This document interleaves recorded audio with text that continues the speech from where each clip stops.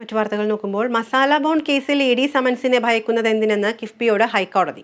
രേഖകൾ ആവശ്യപ്പെടുന്നത് പ്രാഥമിക ആവശ്യത്തിനെന്നും കോടതി. അതേസമയം ഇ ഡി ഉദ്യോഗസ്ഥർ പീഡിപ്പിക്കുന്നുവെന്ന് കിഫ്ബി കോടതിയെ അറിയിച്ചു. ഉദ്യോഗസ്ഥരെ ചോദ്യം ചെയ്യുന്നത് 6ാം തവണയെന്നും കിഫ്ബി ഹൈക്കോടതിയിൽ പറഞ്ഞു. വിവരങ്ങളുമായി നിതിൻ പ്രഭാകരൻ ചേരുന്നുണ്ട്.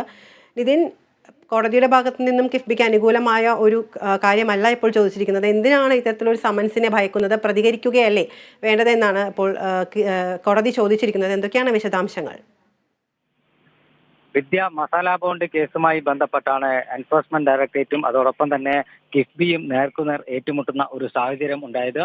ഈ സാഹചര്യത്തിലാണ് കിഫ്ബി ഹൈക്കോടതിയെ സമീപിക്കുന്നത്. ഇ ഡി തങ്ങളെ നിരന്തരം ബുദ്ധിമുട്ടിക്കുകയാണെന്നും ഇ ഡി നിരന്തരം സമൻസ് അയച്ച് തങ്ങളെ ബുദ്ധിമുട്ടിക്കുന്നു എന്നായിരുന്നു കിഫ്ബി കോടതിയിൽ പറഞ്ഞത്. എന്നാൽ എന്തിനാണ് സമൻസിനെ ഭയക്കുന്നത്? സമൻസിനെ ഭയക്കേണ്ട ആവശ്യമില്ലല്ലോ എന്ന് ചോദിച്ചു. 6 തവണ സമൻസ് അയച്ചു.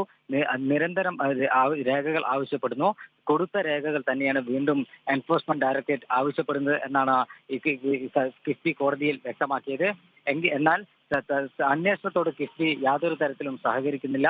നിരന്തരം ആവശ്യപ്പെട്ടിട്ടും പലപ്പോഴും ചോദ്യം ചെയ്യലിന് പോലും കിഫ്ബി ഉദ്യോഗസ്ഥർ ഹാജരാകുന്നില്ല എന്ന് കോടതി പറഞ്ഞു. എതിർ സത്യവാങ്മൂലം നൽകാൻ ഇപ്പോൾ ഇ ഡിക്ക് സമയം അനുവദിച്ചിട്ടുണ്ട്. കേസ് 1 മാസം കഴിഞ്ഞ് വീണ്ടും പരിഗണിക്കും. ശരി നിതിൻ.